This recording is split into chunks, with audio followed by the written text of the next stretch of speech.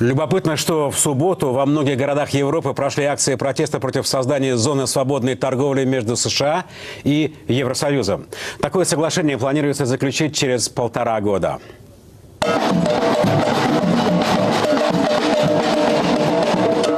Демонстрантов смущает непрозрачность переговоров с США, и они боятся, что Европа проиграет в нечистоплотной конкуренции. На мой взгляд, опасения более чем оправданы. Ведь американцы, кроме всего прочего, за конкурентами, даже если они и союзники, шпионят.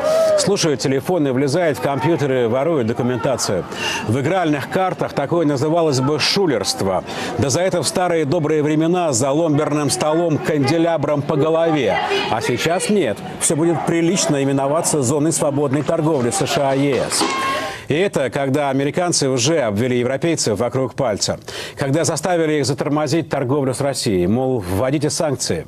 Сами США тоже ввели. Правда, американский годовой товарооборот с Россией лишь 28 миллиардов долларов. А европейские чуть ли не в 20 раз больше – 417 миллиардов долларов в прошлом году. Именно под нажимом Обамы Европа сворачивает с нами торговлю. Но ущерб для Старого Света, учитывая все производственные цепочки, оказался куда больше, чем ожидалось. Уж точно за триллион. То есть американцы, грубо говоря, Европу обсчитали. Такого урона в ЕС не ожидали. Гляньте хотя бы на графики падения акций крупнейших немецких компаний за последние 3 месяца. Навскидку Daimler, BASF, Lufthansa и Deutsche Telekom. Видите, все вниз. Вообще-то шок. Кому не нравится, может написать в Вашингтон жалобу.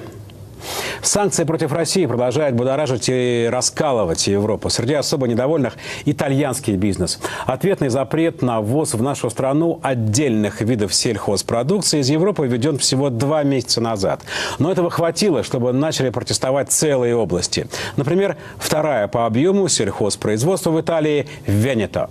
Губернатор области Лука Дзайя уже заявил, что намерен опротестовать европейские санкции против России. Репортаж Аси Емельяновой. Кризис еще как пахнет. Персики вдоль венецианских дорог – символ разложения двусторонних отношений. Редкие теперь в этих краях фуры с российскими номерами итальянцы пробуют грузить хоть чем-нибудь. Дальнобойщик Валера везет в Смоленск подарочные наборы. Чаек, виски, бутылка вина там, ну, раз. То есть это единственное, что можно ввезти теперь в Россию? Ну, наверное, да. А фрукты нет? Насчет фруктов нет. Тишина. Фрукты лежат вон все вдоль забора.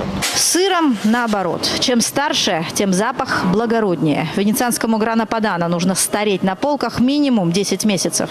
Сколько теперь пролежит тот, что должны были упаковать и отправить в Россию, непонятно. Его будут проверять, простукивать, чистить специальными машинами, пока не найдут новый рынок. А ведь столько сил ушло на то, чтобы убедить россиян, что Падано – это нежнее, чем пармезан. До 2005-го, кроме пармезана, мы ничего и не пробовали. Здесь, в этом зале, вы видите 80 тысяч сырных форм. Ровно столько каждый год уходило в Россию. То есть все, что мы здесь видим, останется здесь. Примерно такое количество. Тотальная депрессия везде. Это пустая парковка транспортной компании. Фрута дзеро. Дзеро – это 0. И без перевода понятно. Это самый крупный в Италии оптовый рынок. Восточные ворота, Падуя. Октябрь, начало сезона винограда. Движение везде, кроме павильона, что работал на Россию. Ни одна машина за эти 2,5 месяца мы не грузили. А ведь есть продукты, которые шли только на российский рынок. Слива Анджелина, яблоки Гренни. Очень похожи на нашу семеринку. Только россиянам нравится их кислый вкус. Качество. Эти отборные, элит. Это сорт Гренни. Мы их посадили и вырастили для вас, россияне. Их едите только вы. Ели. Ну да, ели.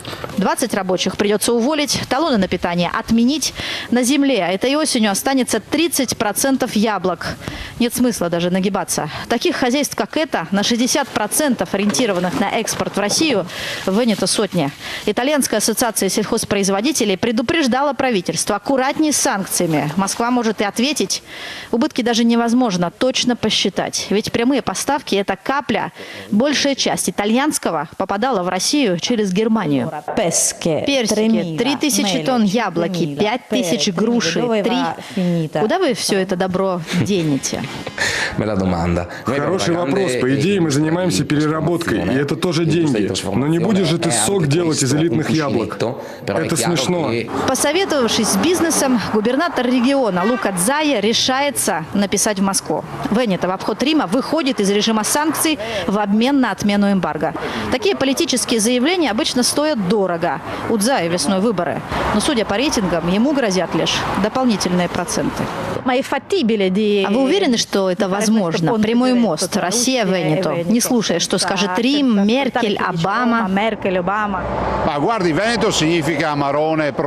Это не провокация и не шутка. Венето – это известные всему миру бренды. Вино, амароне, сыр, мебель. Мы по-прежнему хотим поставлять это в Россию. Мы не хотим терять такой рынок. Венето всегда был особенным регионом. 150 лет он в составе Италии, но какой была республика Серениссима, светлейшая, сиятельнейшая.